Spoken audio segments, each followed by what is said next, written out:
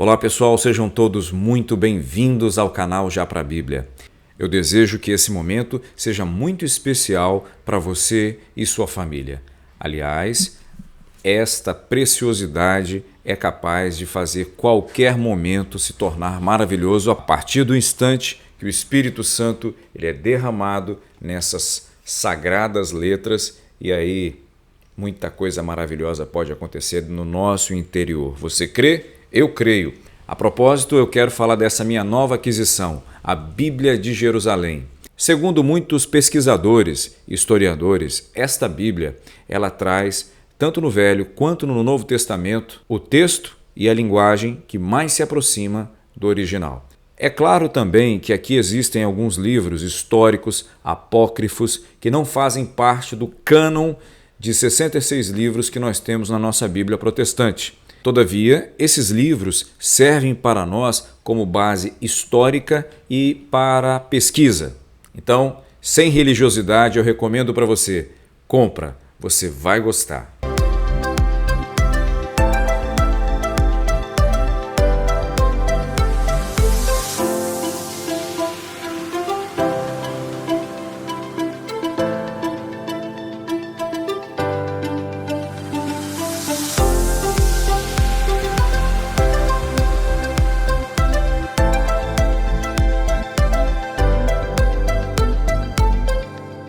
E a primeira coisa que eu queria dizer para vocês é o seguinte: o amor não é tudo que você precisa. Como assim? Calma. Existem 3 tipos de amor. Existe o amor ágape, existe o amor eros e existe o amor filéu.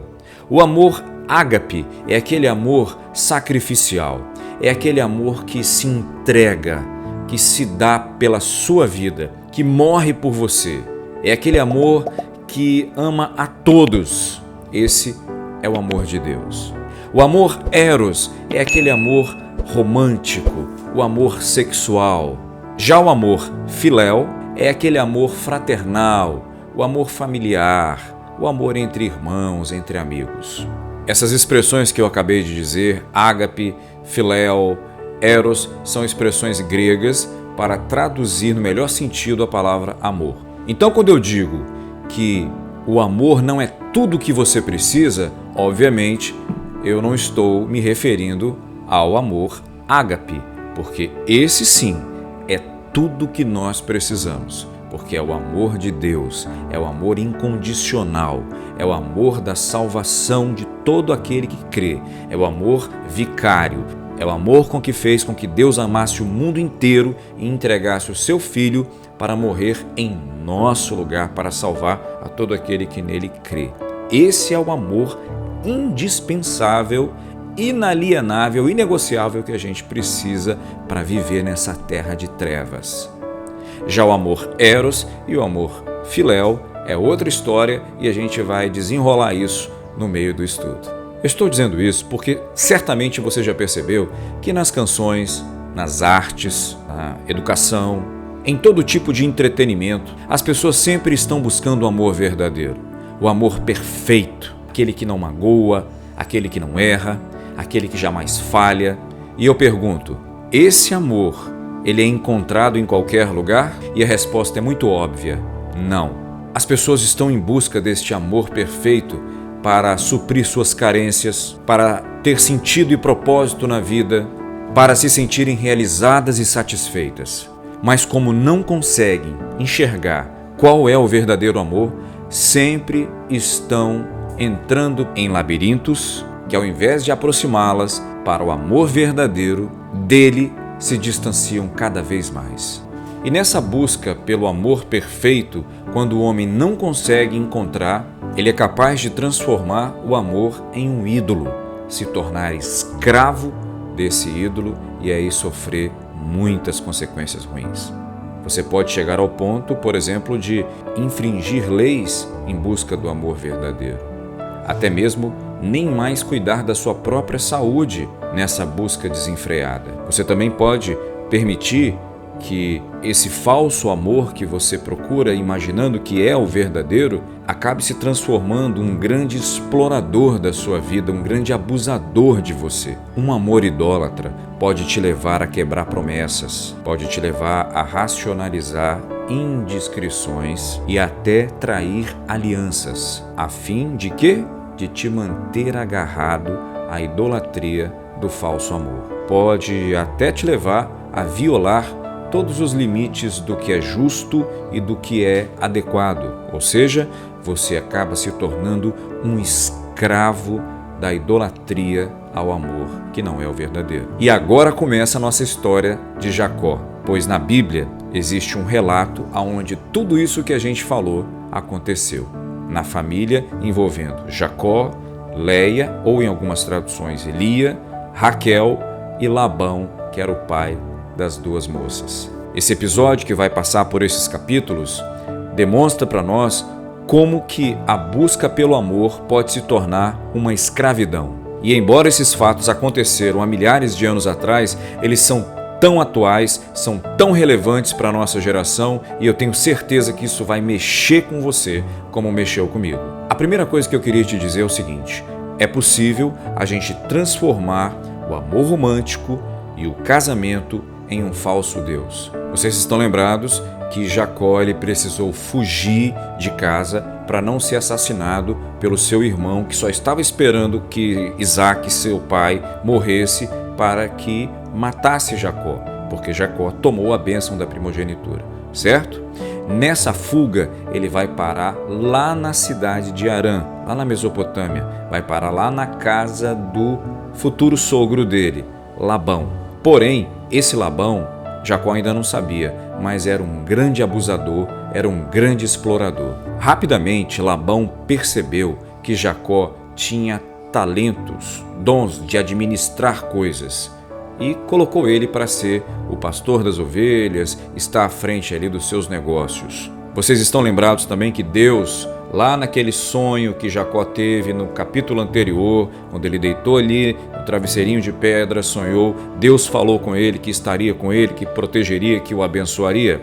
Então foi por isso e somente por isso que Jacó foi abençoado, mesmo estando na casa de um explorador, de um abusador como Labão. E Labão viu que Jacó estava desenvolvendo muito bem o trabalho ali nas terras e disse assim: você é meu parente, mas eu não quero você trabalhando de graça para mim. Qual é o salário que você quer receber? E qual foi a resposta de Jacó? Eu quero como salário Raquel. A mulher que ele viu, que ele colocou os olhos, que encheu o coração dele. A Bíblia diz que Raquel, ela era uma mulher, o texto original no hebraico diz que ela era deslumbrante, que ela não era só linda de rosto, era linda de corpo, era linda de tudo, e aquilo chamou o coração dele. Pois então, quando ele olhou para aquela mulher, ele falou: é esta mulher, ela vai me preencher, ela vai acabar com esse vazio que eu tenho dentro de mim. Esse foi o grande erro de Jacó, colocar suas expectativas para preencher o seu vazio num ser humano, igual a ele. A Bíblia diz que a outra filha de Labão, Leia, ou Lia, conforme algumas traduções, ela tinha os olhos sem brilho. Presta atenção comigo, a Bíblia está sendo bem generosa, né? No mesmo texto, ela diz assim: Raquel era linda, corpo magnífico, é o que o texto hebraico original diz. E quando vai falar de Leia, diz assim: e os olhos dela eram sem brilho. A gente chega a pensar que é como se fosse para não dizer, mas já dizendo, que bonita Leia não era, atraente ela não era. E Jacó ofereceu 7 anos de trabalho para poder ter Raquel, a filha mais nova. Algo muito superior ao que era oferecido na época, de tanto que ele queria aquela mulher, de tão preenchido que ele queria ser por aquela mulher chamada Raquel. Isso revelou que Jacó estava dominado por um ardente desejo emocional e sexual por Raquel. Ele tinha que ter Raquel. Ela precisava ser dele para preencher o vazio que ficou no coração dele. Ele não tinha o amor do pai. Isaac amava Esaú. Ele perdeu o amor da mãe. Ela ficou para trás. Agora havia um vazio no coração dele. E certamente, embora tenha tido ali um contato com Deus, Deus tenha falado com ele algumas coisas muito preciosas, mas Jacó certamente não conhecia o verdadeiro, perfeito amor de Deus. Ainda não conhecia. Uma coisa é certa, Jacó era um cara fora da curva. Naquela época, as pessoas casavam por interesses financeiros, mas Jacó não, ele queria casar por amor, só que um amor totalmente diferente do verdadeiro. O amor de Jacó era um falso Deus que ele nutria através de uma cosmovisão, de uma perspectiva totalmente errada. Mas presta atenção, isso tudo está acontecendo com Jacó, ele é um cara imperfeito como eu e você, mas Deus está trabalhando no coração dele e vai levá-lo a ser um Israel, e as coisas vão mudando na vida dele com o passar dos anos. A Bíblia revela homens assim, como ele, como eu, você, pessoas frágeis, pessoas debilitadas, pessoas que têm fraquezas, pessoas que têm carências. Por quê? Porque Deus, ele não chama pessoas perfeitas para ele, porque não existem pessoas perfeitas nessa realidade. Desde a queda da primeira família, o pecado entrou no nosso DNA, entrou no nosso ser. Não existe um justo sequer, não há quem busque a Deus, não há quem seja santo. Não existe ninguém perfeito nessa terra. Ainda que você tenha passado por escolas de boas maneiras, tenha estudado em Harvard, em Cambridge, em Oxford, em tantos outros lugares, não existe ninguém perfeito, santo, justo. Ninguém pode usar dessas prerrogativas para chegar diante de Deus e argumentar com Deus e achar que vai receber de Deus sua graça, seus favores, seu amor e sua salvação. Só Jesus Cristo ocupa esse lugar. E é isso que Jacó vai entender. Só Deus pode preencher esse vazio que existe dentro de nós. O filósofo russo Fyodor Dostoiévski, ele disse uma frase muito interessante: o vazio do homem é do tamanho de Deus. Isso faz sentido para você? Então presta atenção, todos os anseios, todas as aspirações do coração de Jacó por sentido e propósito na vida estavam depositados em Raquel, para dessa maneira buscar uma autoafirmação através de um amor que não era o amor verdadeiro. Amante nenhum, ser humano nenhum pode ocupar o papel de Deus. Ninguém é capaz de viver à altura disso. E insistir contra essa realidade, nós vamos ter que encarar o inevitável resultado da amargura e da desilusão. Agora presta atenção no que eu vou te dizer. Se você e eu temos medo do amor ou queremos enamorá-lo por demais, isso significa que esse amor assumiu um papel de divindade na nossa vida. E qual é o resultado disso? Isso vai distorcer a nossa percepção de vida. O vazio do coração de Jacó tornava ele cada vez mais vulnerável à idolatria do amor romântico. Labão, lembra disso, o explorador, o abusador, quando percebeu que Jacó estava caidinho por Raquel e ofereceu um salário de quase 4 vezes o que se oferecia na ocasião para se casar com uma moça, ele falou: esse cara está na minha mão, é agora, vou aproveitar que ele está caidinho pela minha filha mais nova e vou explorar ele, tirar tudo que eu puder dele. E foi o que ele fez, é o que a Bíblia mostra. Quando Jacó fala com ele: a gente pode fechar esse negócio? Eu trabalho 7 anos e você me dá Raquel? Labão não disse: sim, tá fechado o negócio. Porque era isso que Jacó queria ouvir. Labão não disse isso para ele, mas era isso que ele queria ouvir. Ele queria ouvir esse sim, essa aceitação. Eu quero ouvir isso, diga isso para eu me sentir preenchido. Labão, espertão, falou o quê? É bom que eu dê ela para você do que para um estranho. Percebe que ele não disse um sim de cara? Por quê? Por que ele não disse? Porque ele tinha a filha mais velha para resolver. Porque naquela ocasião, a filha mais velha tinha que casar primeiro que a mais nova. Mas ele ocultou isso de Jacó. Ele não disse isso para ele. Ou seja, ele passou a perna em Jacó. Passados os 7 anos, Jacó chega para Labão e diz assim: eu quero meu salário. Eu quero Raquel, eu quero minha mulher. Labão: sim senhor, vamos fazer uma festa aqui, vamos preparar tudo. E aí ele preparou aquela festa de casamento, chamou todo mundo. E aí o que Labão fez? ele vestiu a filha Léia, cobriu o rosto dela com véu, com tudo direitinho, né, para enganar Jacó. Jacó foi para a tenda e achando que, uau, consegui o que eu queria, agora eu estou preenchido, dormiu com Léia e, pensando que estava dormindo com Raquel, acordou com Léia. Quando ele olhou para Léia de manhã, o homem ficou bravo. Ele levantou e foi atrás de Labão. Vem cá, você me enganou, que é isso? E Labão, super tranquilo, vai olhar para ele e vai dizer assim: ué, você não sabia? Aqui na nossa terra tem que se casar primeiro com a moça mais velha. A minha filha mais velha é Léia. Vamos fazer o seguinte, eu te dou Raquel também, mas só se você trabalhar mais 7 anos para mim. O que aconteceu? Passado ali aquela semana de festas do casamento com Léia, que não era a desejada, mas casou-se com Jacó, Labão deu Raquel e ele também casou com Raquel uma semana depois que ele casou com Léia. Mas ele teve que ficar trabalhando mais 7 anos para Labão. Ele teve que se submeter a tudo isso para alcançar aquilo que ele queria, para preencher o vazio do seu coração, que era aquela mulher aparentemente perfeita, porque o vazio do seu coração precisava ser preenchido. E Léia não era a mulher pela qual ele fez todo esse esforço para ficar na casa de Labão.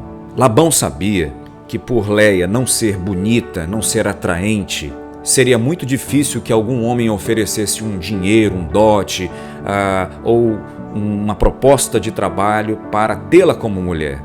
Então ele praticamente vendeu Léia e vendeu Raquel para Jacó. Jacó caiu numa trapaça, porque os abusadores e os exploradores, eles se utilizam da trapaça. Mas por que ele foi enganado? Porque ele não estava preenchido do amor de Deus, que é perfeito e completo, que dá uma outra percepção de vida quando estamos preenchidos dele. Porque o amor de Deus nos satisfaz. Não nos faz desprezar o amor eros nem o amor filéu.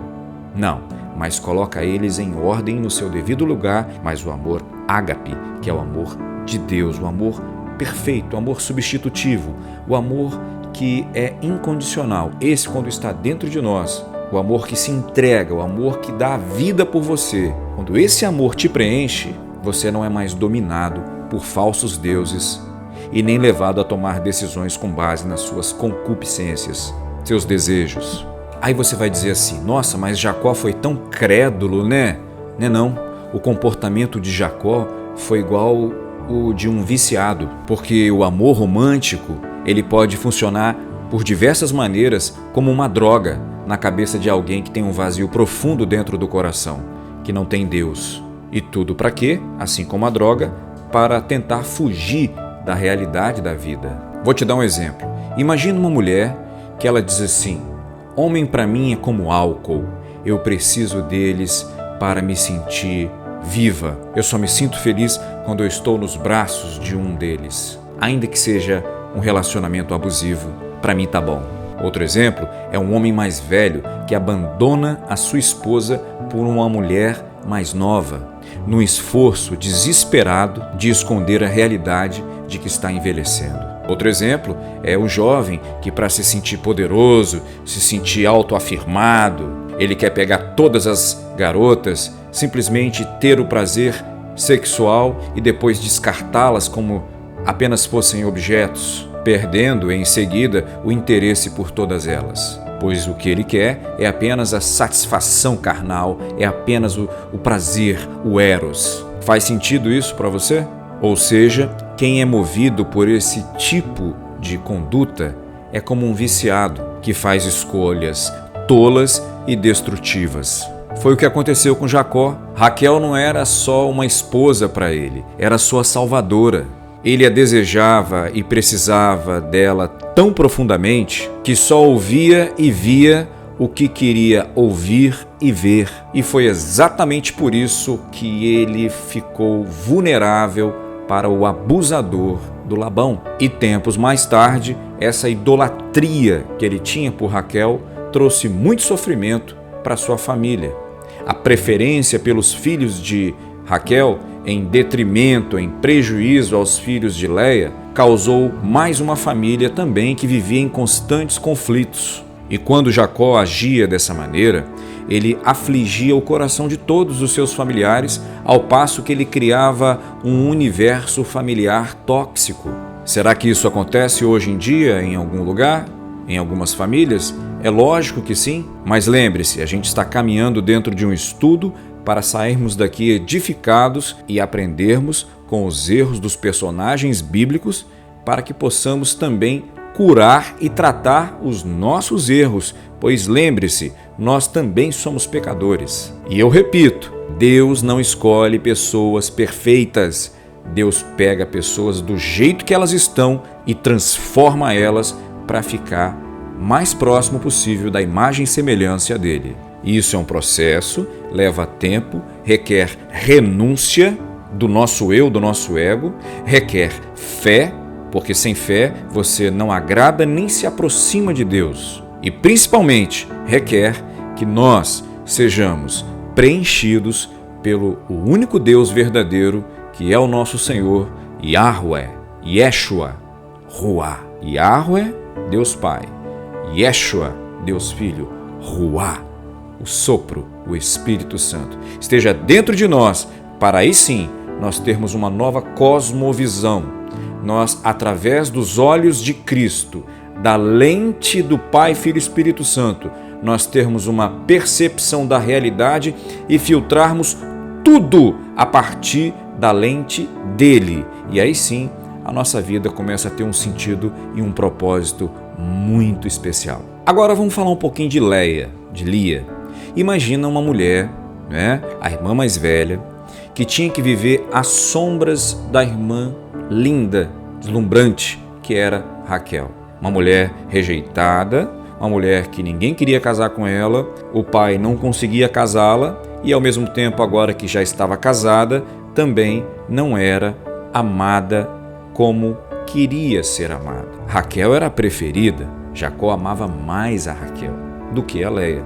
Estão lembrados que isso aconteceu na família dele, onde o pai dele, Isaac, amava mais a Esaú e sua mãe Rebeca amava mais a ele, Jacó? Me parece, estudando a Bíblia, que aquelas coisas ruins que acontecem nos nossos ascendentes, ou seja, nos nossos familiares que vêm antes de nós, se elas não são tratadas, elas vão se perpetuando nos descendentes, naqueles que vão depois. E só tem uma maneira de acabar com isso. Sabe como?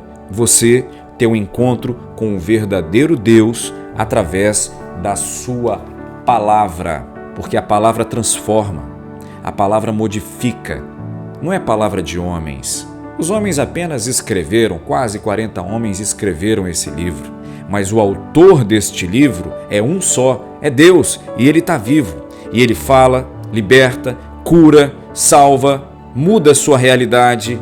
Leia era a filha que o pai não queria, que o marido não desejava, porque ele amava mais a Raquel, se tornou outra, que passou a ter um grande vazio dentro do coração. Só que Leia, ela vai reagir de que maneira? Da mesma maneira como seu marido fez. Ela vai fazer com ele o que ele fez com Raquel, com Isaac e com Esaú. Ela vai colocar o seu coração, Leia, totalmente focado em conquistar o amor do seu marido Jacó. Ela vai viver em função disso. Quando a gente vai para Gênesis, capítulo 29, versículo 31 a 35, acompanha comigo. O Senhor viu que Leia era desprezada e tornou-lhe o ventre fértil. Raquel, porém, era estéril. E Leia engravidou e deu à luz a um filho, quem lhe deu o nome de Ruben, pois disse: porque o Senhor viu a minha aflição. Agora o meu marido me amará. Ela engravidou outra vez e deu à luz um filho e disse: porque o Senhor ouviu que eu era desprezada. Deu-me também este. E deu-lhe o nome de Simeão. Engravidou ainda outra vez e deu à luz um filho e disse: agora desta vez meu marido se unirá a mim, porque lhe dei 3 filhos. Por isso, deu ao nome deste terceiro filho o nome de Levi. E de novo engravidou e deu à luz a um filho e disse: desta vez louvarei ao Senhor, Por isso, deu-lhe o nome de Judá e parou de ter filhos. Gênesis 29, 31 a 35. Mas o que Leia estava tentando fazer? Leia estava tentando alcançar identidade, felicidade, propósito, através de quê? De valores familiares tradicionais. Ter filhos, uma mãe cheia de filhos, e assim eu vou conquistar o coração do meu marido. Só que essa estratégia de Leia não estava funcionando. Leia colocou todas as suas fichas, todas as suas expectativas e sonhos no seu marido. E ela pensava: se eu tiver filhos, o meu marido vai me amar. Essa minha vida infeliz vai acabar. Tá vendo o erro dela? Você já viu alguma mulher pensar assim, agir dessa maneira? Acreditar que através de filhos, de engravidar, ela vai conquistar o amor do seu amante, do seu marido? Isso existe ainda até hoje. Essa história, é antiga. Esse método nunca deu certo, sempre fracassou. A Bíblia ensina isso, a Bíblia ensina até sobre isso. Você não conquista homem com barriga. Engravidar, ter filhos, não significa, não é uma garantia de que você terá o amor do seu marido. E a Bíblia já ensina isso há milhares de anos. Mas parece que a humanidade não aprende. E por que não aprende? Porque é rebelde, porque é teimosa, e ao invés de escolher o amor ágape, escolhe o amor eros, quando não o amor filéu. E o que acontecia com Leia então? A cada nascimento de uma criança, Leia ela era empurrada mais ainda para o inferno da solidão. Cada dia que se passava, estava condenada a ver o homem por quem mais desejava, por mais anelava, a vê-lo nos braços daquela a quem ela viveu à sombra a vida inteira. Que tristeza! Era como se fosse todos os dias uma facada nas costas. Que vida amarga! Que vida desiludida! Aí você pode estar pensando assim: tá, mas qual é a moral de toda essa história? Cadê os heróis dessa história? Cadê os vilões dessa história? Escuta só, muita gente faz confusão na hora de ler a Bíblia, porque lê a Bíblia como se fosse uma série de relatos desconexos, cada um com sua moral, explicando como deveríamos ser.